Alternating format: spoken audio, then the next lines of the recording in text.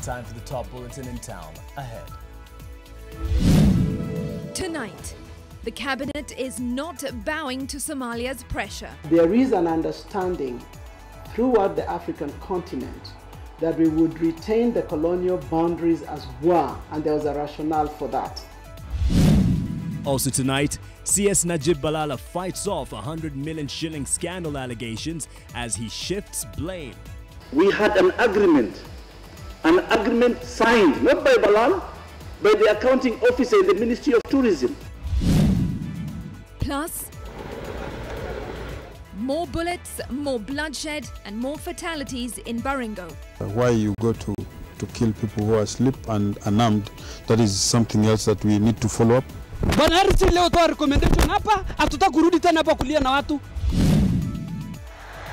And a rich preacher and his sacco scandal. Huyu mtu ametunyang'anya pesa yetu. Jamani, mko na nguvu, serikali iko na nguvu. Tuitishieni pesa yetu. Revelations of dubious operations at Ekeza Sacco.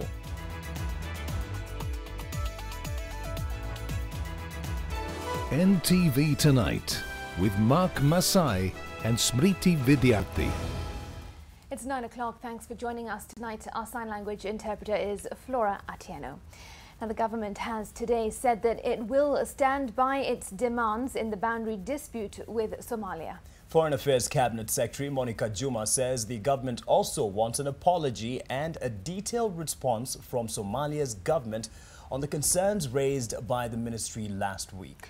The CS, in a press conference in Nairobi this evening, accused Somalia's government of provocation and going against an agreement signed by the two countries. Silas Apollo has more.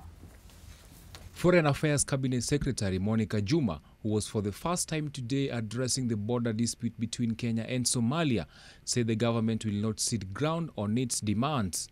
Juma accused Somalia's government of provocation after it emerged that it had plans to auction oil and gas blocks that are in a disputed area. Her statement was a summary of what she said was the resolution of a cabinet meeting chaired by President Uhuru Kenyatta on Thursday morning. The federal government of Somalia is deliberately misleading the world because there is a schedule, there is a plan, there is a process, and it has been announced and people have been invited to engage with it. The CS also used today's press conference to give a history of the conflict, which he says was a sign of aggression from Somalia. The conflict, said Juma, became apparent last year when Somalia's government floated the idea of selling off some of the blocks despite having knowledge that the matter was before court. It is important to note that on 3 occasions, in 1979, in 2005, in 2009, Kenya notified Somalia of the maritime boundary as we know it, being at the latitude 139, 43.2 south, through presidential proclamations. And on the response issued by the Somalian government, the CS said the explanations were vague and had failed to address the key issues that had been raised by Kenya.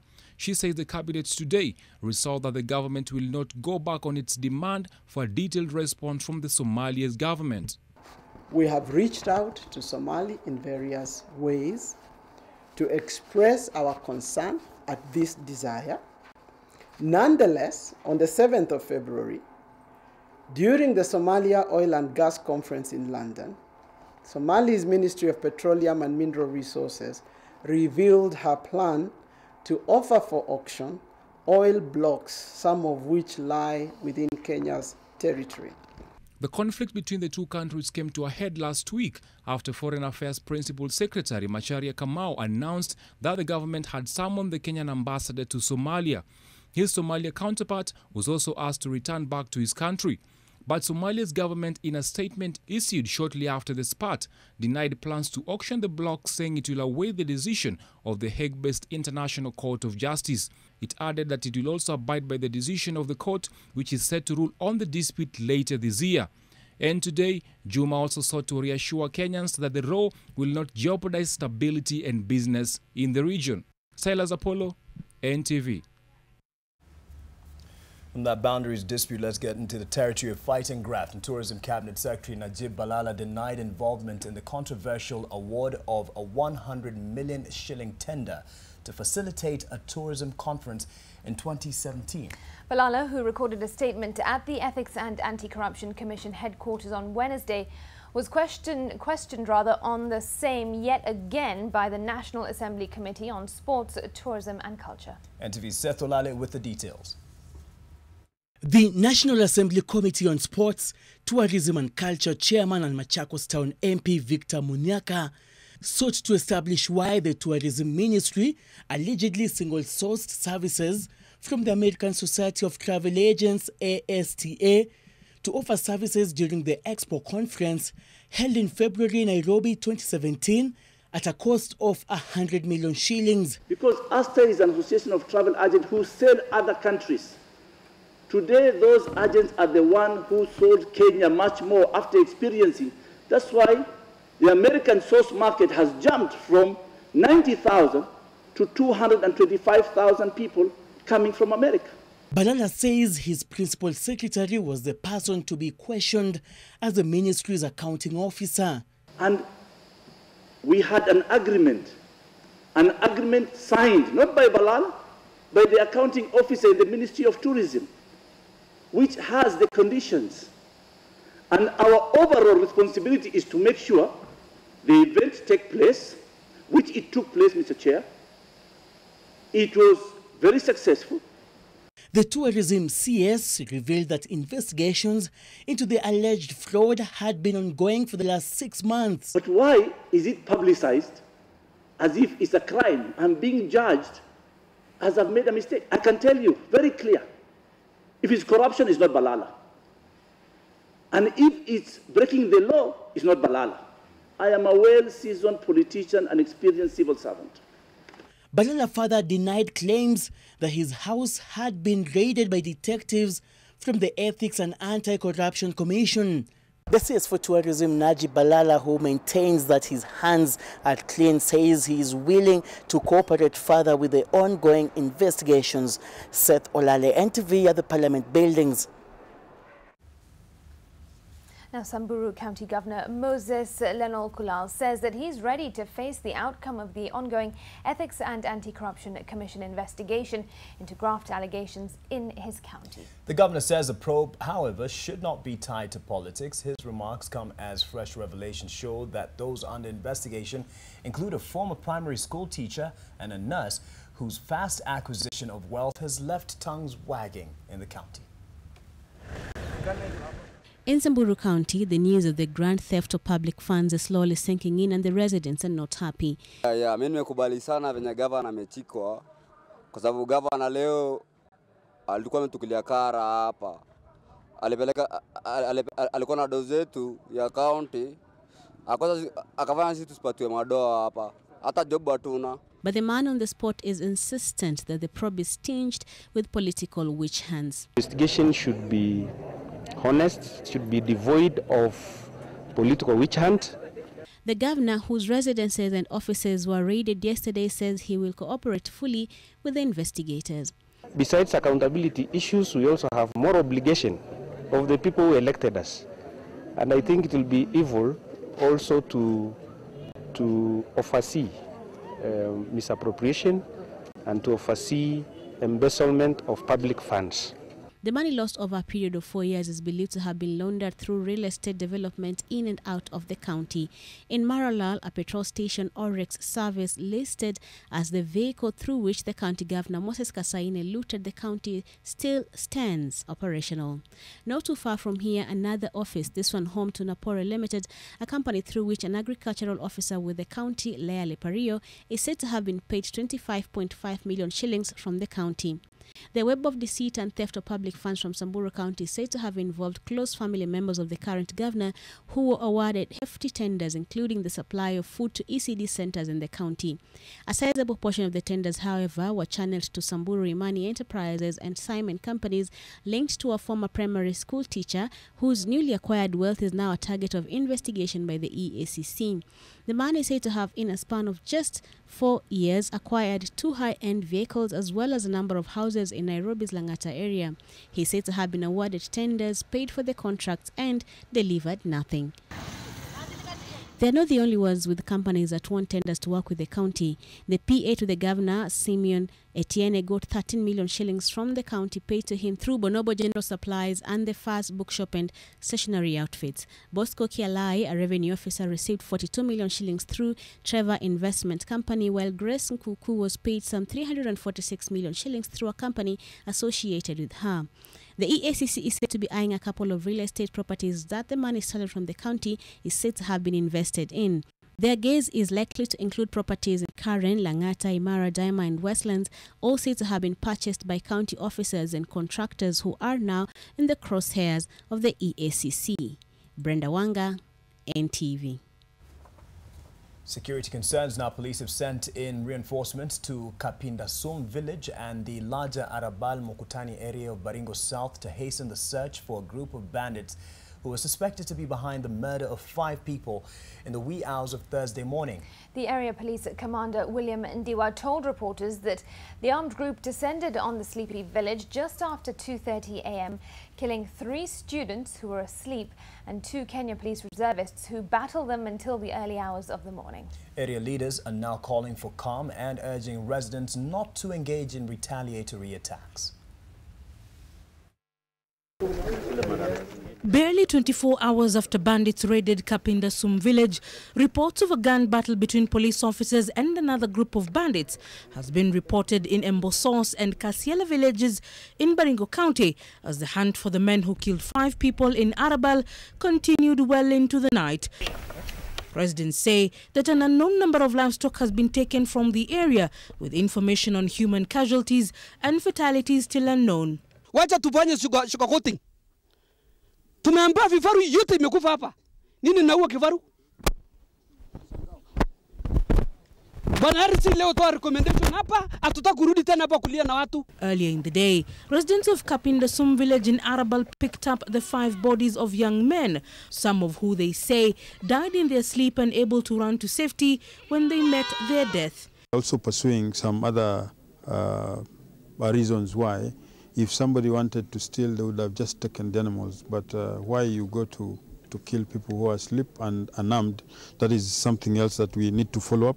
Police chiefs say the current deployment will be in place at least for the next few days, or as soon as herds of livestock stolen are recovered.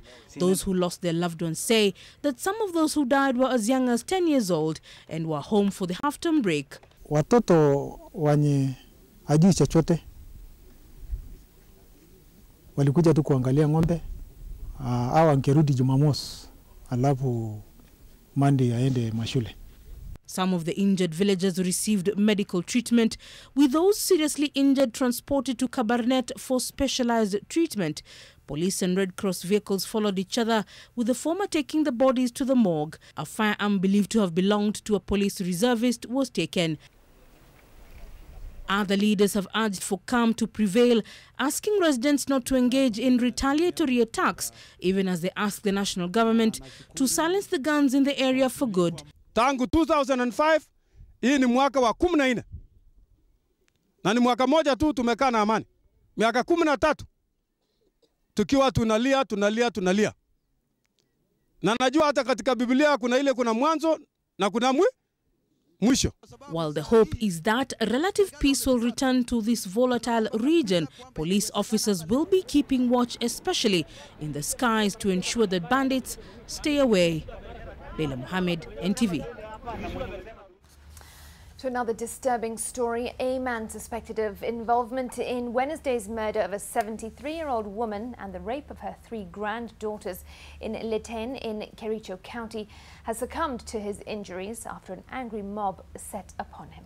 Police are holding yet another suspect in custody in connection with the same incident. The suspect is said to have confessed to the heinous act. The Wednesday crime incident has left residents of Litein living in fear. The man is said to have arrived at a compound in the area early in the morning, and when he was pushed to explain who he was and what he was up to, Having sensed danger, he confessed to have been the one who raped the 3 granddaughters during Wednesday's attack at Samuget village. Angry residents descended on him, beating him to death. Sasa tukaanza kuenda view. Kijana akasema ndio alikuwa na rape wasichana watatu. Sasa watu wakaanza kukua kalikali, wanarusha mawe. Tukapeleka hiyo kijana kwa nyumba nyingine hapa nje. Tukafungia ndani. Wakati tulifungia ndani, kijana sasa akaanza kusema walikuwa watu 4. Watu wakaanza kupiga mawe kwa hiyo nyumba tulikuwa nayo. Tukaanza kutoroka sasa. Tukaachilia wananchi wakapiga mpaka akakufa. According to Kericho County Police Commander James Mogera, the deceased Sylvester Kiprono Langat graduated from Maseno University in December last year. NTV visited his house and found not only his graduation pictures on the wall, but also a Bible. We have persons of interest whom we are interrogating. Currently, the confirmed suspect is 1.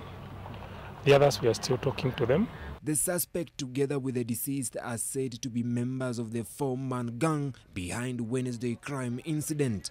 The gang stole a mobile phone and 5,000 shillings from the murdered woman's husband. Vincent Odur, NTV.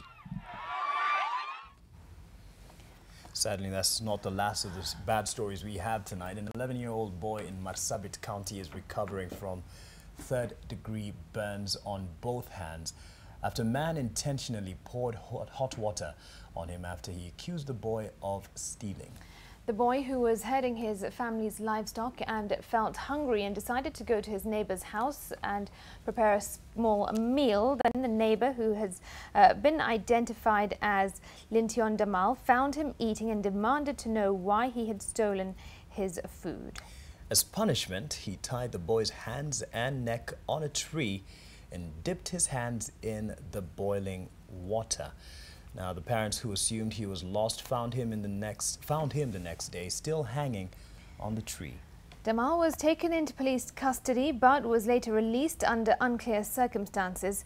And the parents are seeking justice, as there is a chance that the doctors from the Catholic Mission Hospital might have to amputate both his hands because of the ordeal.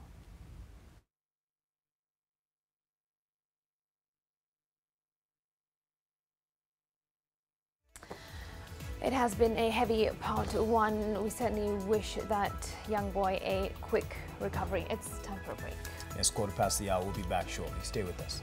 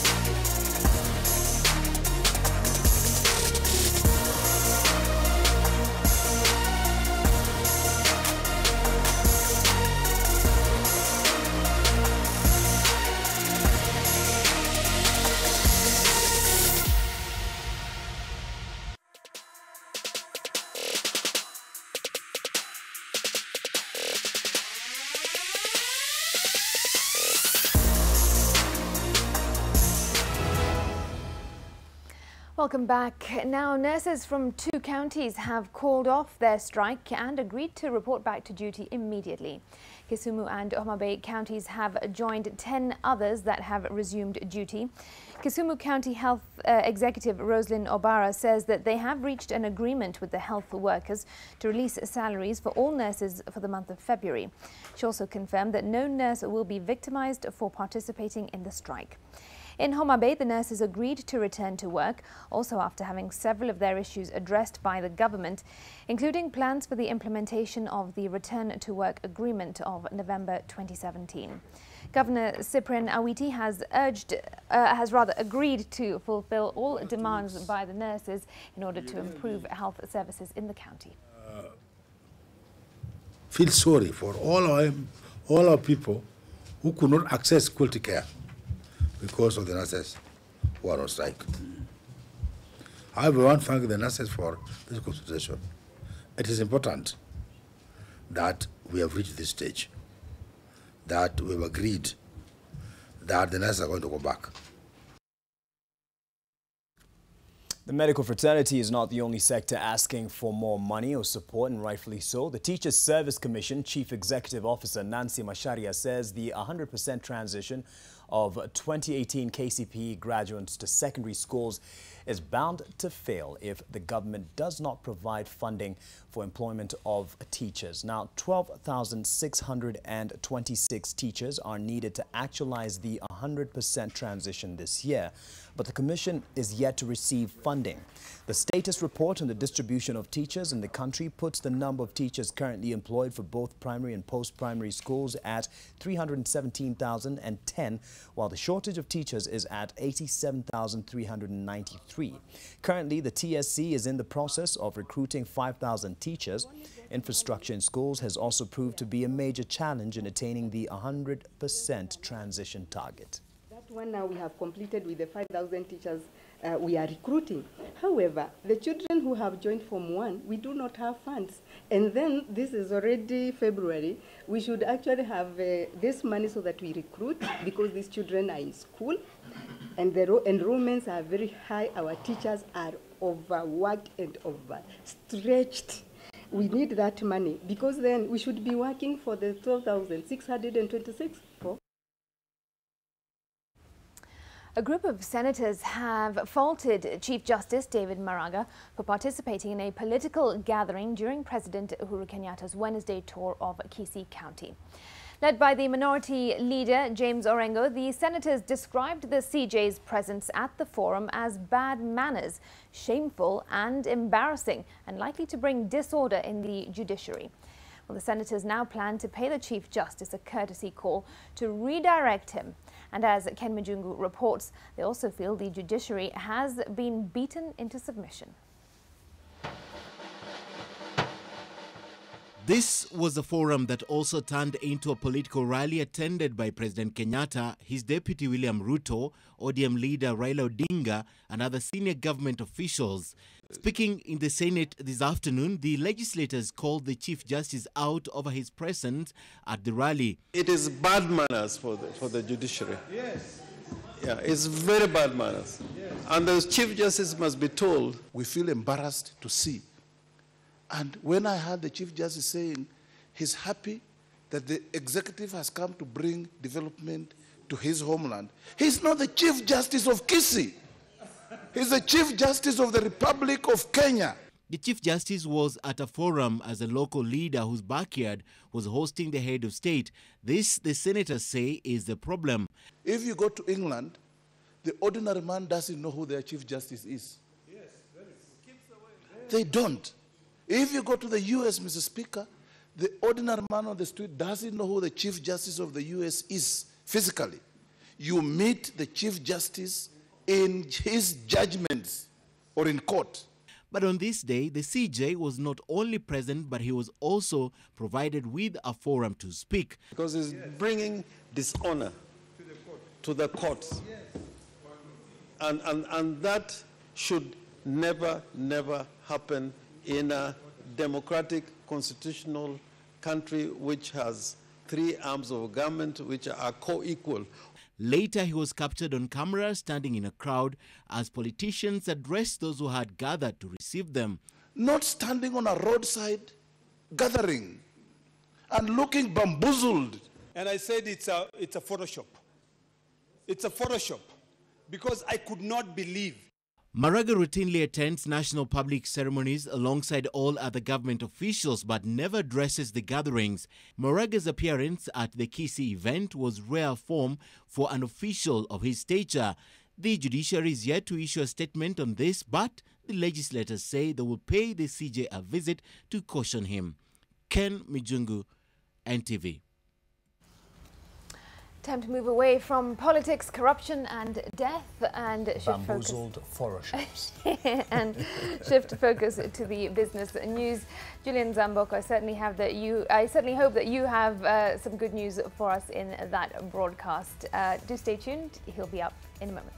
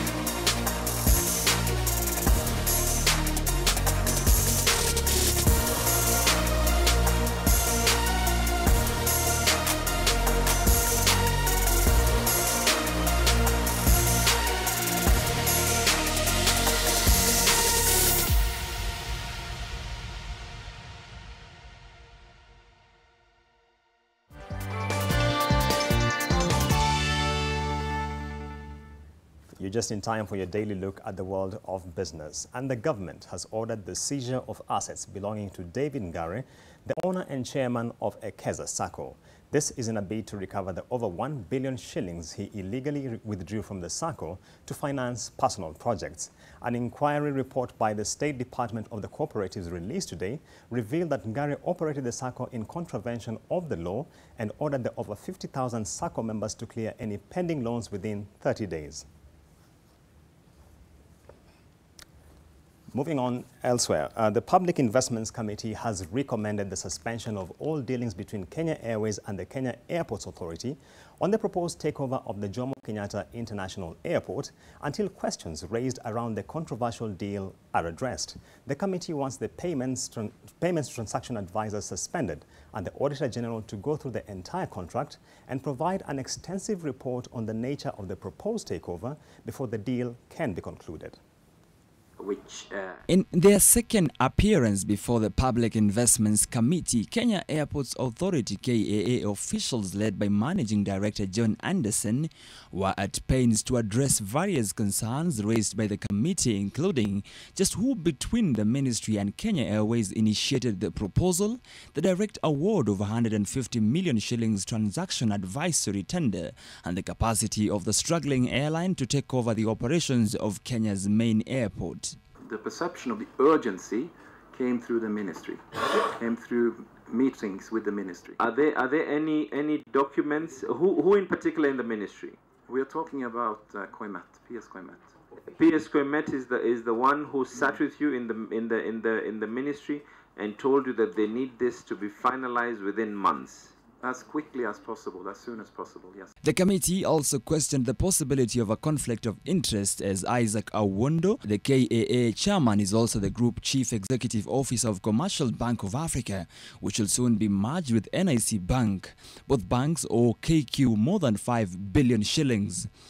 Dissatisfied by KAA's responses, the committee recommended that the transaction be put on hold until it concludes investigations and the Auditor General probes and reports on the nitty-gritty details of the controversial deal. The committee will also summon officials from the Transport Ministry, including Principal Secretary Esther Koimet. Who authored the whole concept? One, that is still not clear. Two, the proposal did not come from Kenya Airport Authority, it came from Kenya Airways.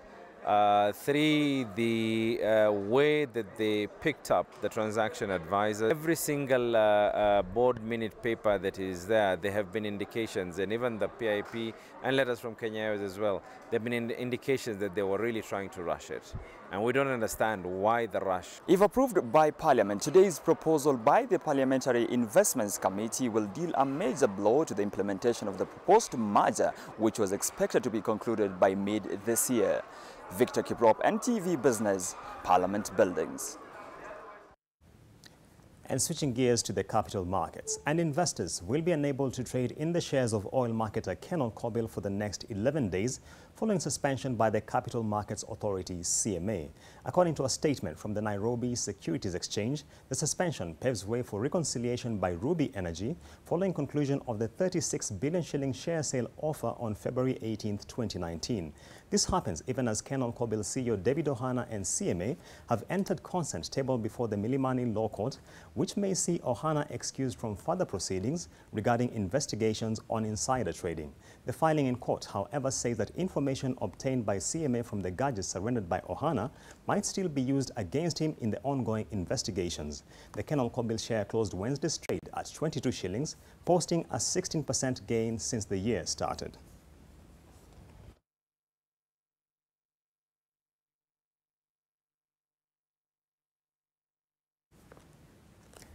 The government has mobilized 45 billion shilling through the 5-year and 10-year bonds, whose period of sale ended on Tuesday this week.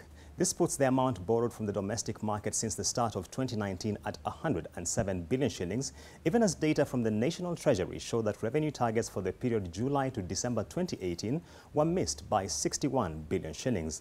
The 45 billion shillings raised, however, falls below the targeted amount by 5 billion shillings, suggesting the state is still cautious about taking up expensive credit from local investors.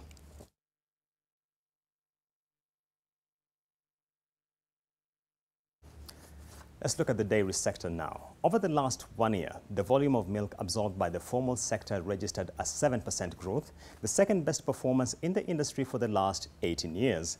The Kenya Dairy Board reports that the 5 major milk processors, that is Brookside, UKCC, Githunguri and Kinangop, took a combined 634 million litres of milk compared to 591 million litres bought in 2017.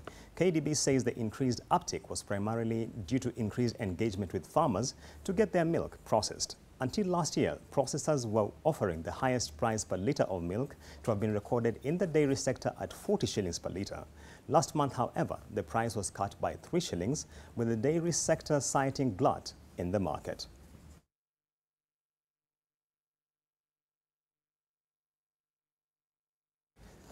And just reversing to our top stories, and the government has ordered the seizure of assets belonging to David Ngare, the owner and chairperson of Ekeza Sacco. This is in a bid to recover over 1 billion shillings he illegally withdrew from the Sacco to finance personal projects. An inquiry report by the State Department of Cooperatives released today revealed that Ngare operated the Sacco in contravention of the law and ordered the over 50,000 Sacco members to clear any pending loans within 30 days. Lillian Carey attended the special general meeting and filed the following report. They turned up in thousands to find out the fate of their deposits amounting to more than 2.5 billion shillings, hopeful and calm following the reinstatement of the society's license 2 days ago, a state that made them overlook the long lines and scorching sun. This promptly changed 4 hours into the special general meeting as representatives from the State Department of Cooperatives read out the results of the investigations into the Sacco.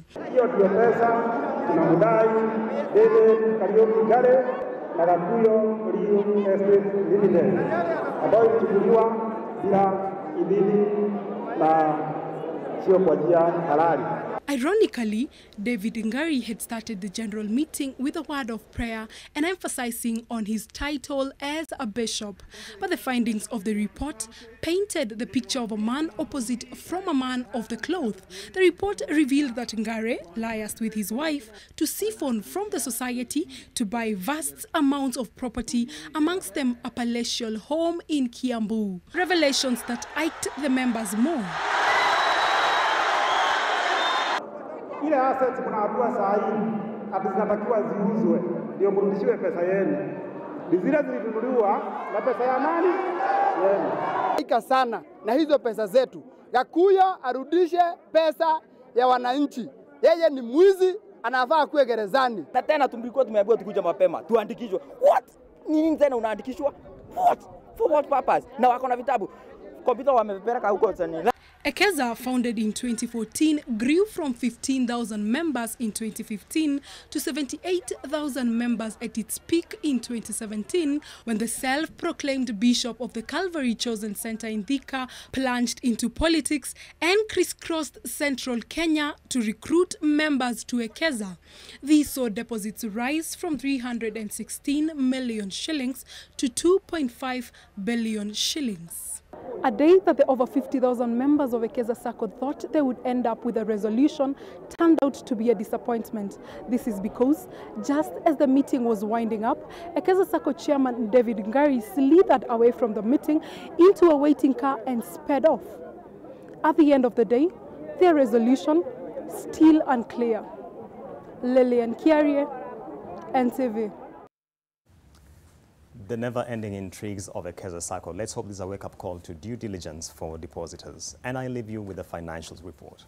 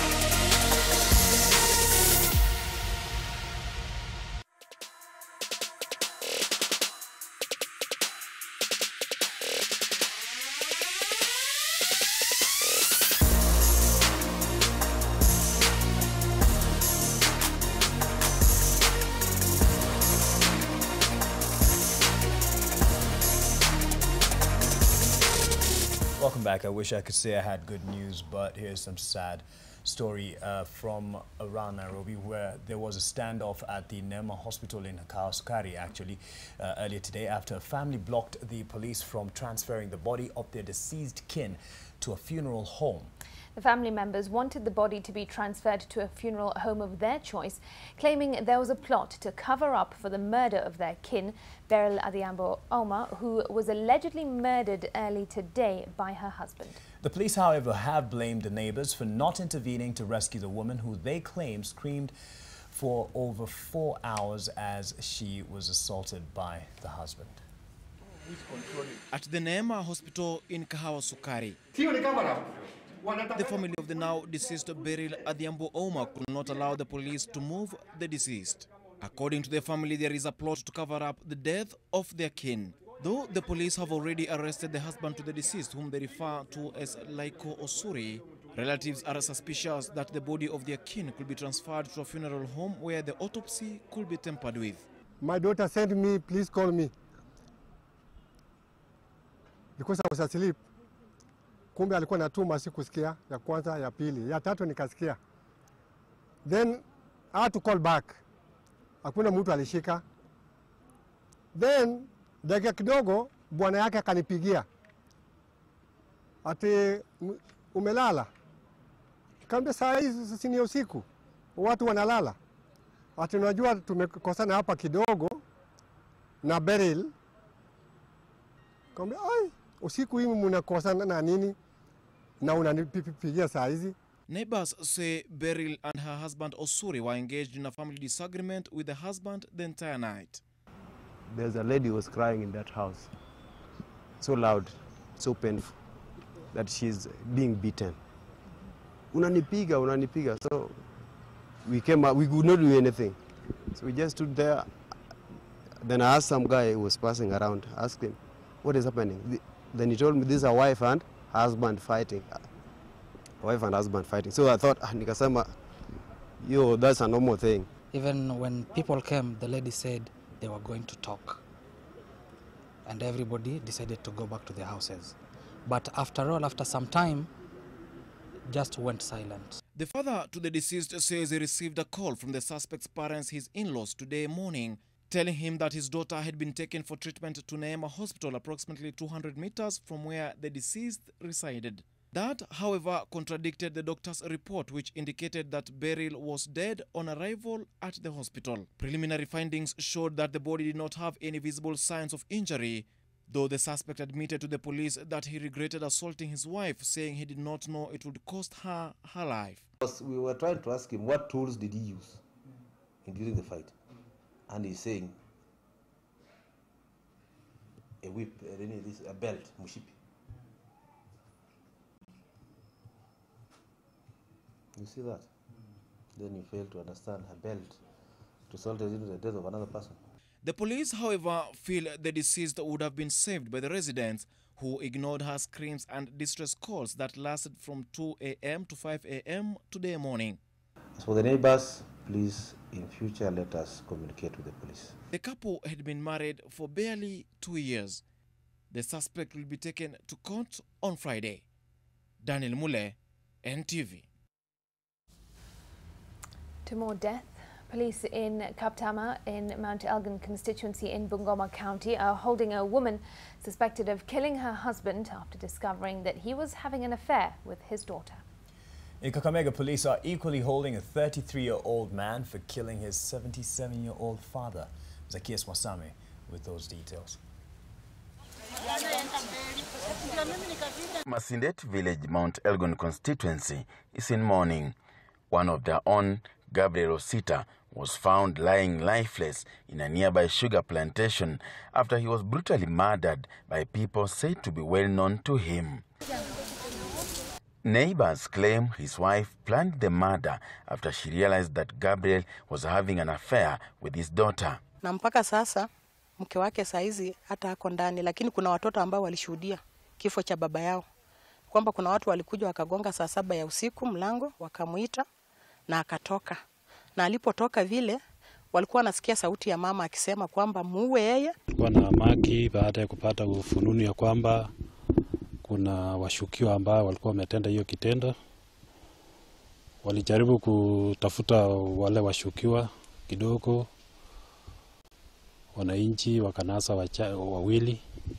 Mmoja akapikwa. The mastermind of the act is in police custody alongside 3 others. Elsewhere, in Shilola village, Shinyalo constituency, Kakamega County, a man killed his own father in a domestic tussle. 33-year-old Simon Shambetsa is said to have hit his aging father with a blunt object after he attempted to curse him. Ukuja kuangalia papa, kumbe papa amekufa tayari. Sasa hata singekuwa na usaidizi wa kuweza kumsaidia. Ndugu yangu alikuwa anaosha baiskeli akamwambia papa, mimi nimekaa bila bibi na wewe unaongea sita hiyo wao mwingine. Unatuharibu kwa hii boma.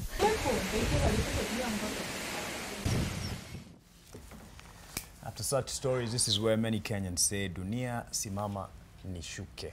We're about to take a quick break, but something to look forward to tomorrow. Well, quick question. Why do some women prefer older men? Well, think about it. Most girls perhaps prefer to date men who are at least 5 years older than them. We're not talking about sponios. Listen further. Think of George Clooney and Amal, or Michael Douglas and Catherine Zeta-Jones, or even US President Donald Trump and the First Lady Melania.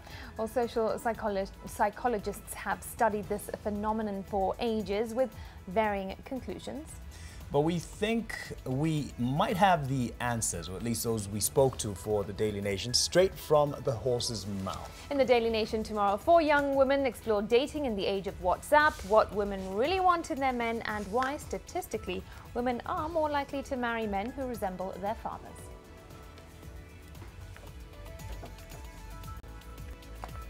I know that's definitely not the reason Fiona married me. I look nothing like her father.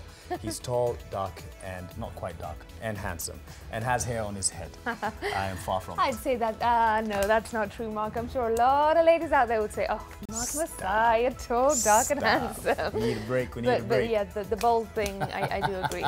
Let's take a breather. The sports news is up next. Sean Carter with us.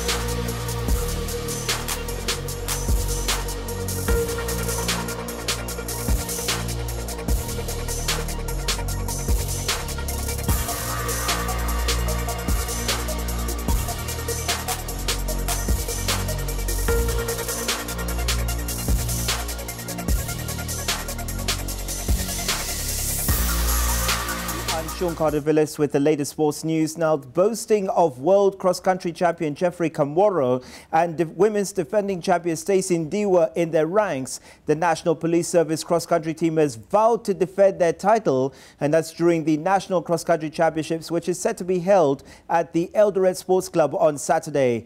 Gabriel Kudaka has the details. After 3 weeks of training in a secret location, the police team resurfaced this afternoon at the Eldoret Sports Club, inspecting the course just a day after their main rivals, KDF team, toured the ground for a familiarization training. The police pointman, who is also the two-time 10-kilometer senior men world cross-country champion, Geoffrey Kamworor, read a riot act to his opponents. To come defending champions, of course, we will not let it go. We will fight for it, and we will work for it to make sure that we retain the title. And it's always our team spirit that we are working as a team, and we'll fight to our capability to make sure that we do our best to win and retain the title. In 10-kilometer senior women category, the police will field experienced athletes led by the 3,000 meters steeplechase record holder Beatrice Chepkoech, defending champion Stacey Ndiwa, Hyvin Kieng, Margaret Chelimo and Agnes Tirop. Tarajio yetu ni kuwa na ushindi, isipokuwa ni ile this time round sikimbi relay niko Tenge. Yeah, I want to try Tenge for the first time. Kenya is the defending champion of the World Cross Country Championships. The Athletics Kenya selection panel, led by Julius Kirwa and cross-country head coach David Leting, is seeking to select a formidable team to fly Kenya's flag during the World Cross Country Championships, set to be held in Denmark next month. Gabriel Kudaka, NTV. Now, athletics managers and agents have been urged to advise their athletes accordingly so as to help curb the doping menace that's threatening to taint Kenya's status as a global athletic powerhouse. This was the dominant message at the Managers and Agents Conference, which was held in Eldoret ahead of the National Cross Country Championships. Over 40 managers and agents attended the meeting, which is held once every 2 years, and that also discussed athletes' contracts and management, as well as Athletics Kenya's calendar of events for 2019. The conference will continue tomorrow with an Athletes Education Day, which is planned by AK in conjunction with the Anti-Doping Agency of Kenya. Our athletes, in most cases, they have genuine medical conditions. And they get to medical treatment, they are given the prohibited substances, they go around there and they find themselves testing positive. The AF and the Athletics Integrity Unity and now ADAC in Kenya are doing a very good job, because the most important control route of competition. The 2019-2020 financial year will see the government dig deep to ensure Kenya maintains its status as a sporting powerhouse at home and abroad.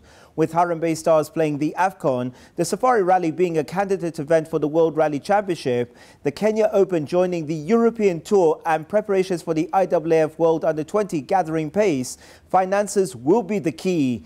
The Sports Fund is seen as the solution to financing sports, and its actualization has inched closer. Brian Otwell has the details. The Ministry of Sports has tabled budgetary estimates in Parliament to ensure the participation and success of Kenyan teams in 5 major international assignments this year. Harambee Stars is set to play in AFCON for the first time in 15 years. Sebastian Minye's Chargers still have a qualification game against Ghana, and a training camp is scheduled for France ahead of AFCON. To cater for all this, a budget of 244 million shillings has been estimated. The full job physically will be down in France, if it's possible. If it's not possible, it will be terrible for us. This year's Safari Rally will be a World Rally Championship candidate event. To enable Kenya make a return to the WRC after a 17-year absence, a budget of a whopping 400 million shillings budget has been proposed. Kenya's premier golf tournament, the Kenya Open, has been upgraded this year to a European Tour event that will tee off next month at the current country club. The ministry has penciled in 200 million shillings to ensure that the Open is magical. With the successful hosting of the World Under-18 tournament in 2017, Kenya won the rights to host the 2020 IAAF World Under-20 Championships. To ensure that preparations are world-class, a budget of 66 million shillings has been drawn. The estimates were presented to the Committee of Sports, Culture and Tourism by top sports ministry officials led by Permanent Secretary Ambazakirimi Kaberia. The issue of the 50 million shillings pledged by Deputy President William Ruto to Harambee Stars highlighted the committee's deliberations, with questions emerging whether it was a government contribution or it was a personal donation. Meanwhile, the committee approved the proposed amendments to the Sports Act, paving the way for the House to debate the Sports Amendments Bill 2018 and possibly unlock nearly 4.2 billion shillings for the funding of sports in Kenya. Brian Otwal, NTV Sport. Muthaiga Golf Club's Greg Snow hopes being named the Star Times Sports Journalists Association of Kenya SJAC a sports personality for January 2019 will inspire other pro golfers in Kenya. For his exploits in the Safari Tour Golf Series, Snow beat the reigning Dubai Marathon 2019 winner Ruth Chepngetich, Kabras Sugar rugby player Philip Wokarach and tennis ace Angela Okotoi to the award. His gritty putts and strokes earned him a personalized trophy, a 42-inch Star Times digital TV and 100,000 shillings prize money. Snow becomes the 19th winner of the award since its inception in 2017. Other sports people who have won the award include Fatuma Zarika, Elia Kipchoge, Mary Keitani and Helen Obiri. Hopefully this can set a benchmark for all the professional golfers in this country to do the same thing and put up their socks. Renault's Nico Hülkenberg set the fastest time of F1 testing so far, while Mercedes showed the first glimpse of their car's speed as the first week at Barcelona came to an intriguing close. Hülkenberg denied...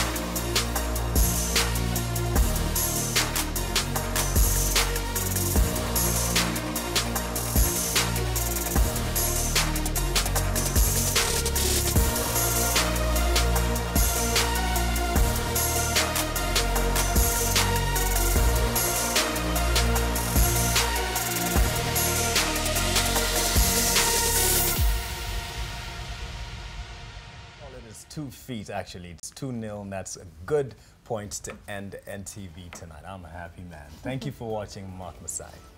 I just got to add, though, Mark, you were looking for brownie points from your father-in-law. Yeah, I think he was watching. It's not bad to, point out the obvious. He knows. He knows. All right, okay. I'm Smriti Vidyarthi. Thanks for watching, and thank you to Flora Atieno for being our sign language interpreter tonight. Bye-bye.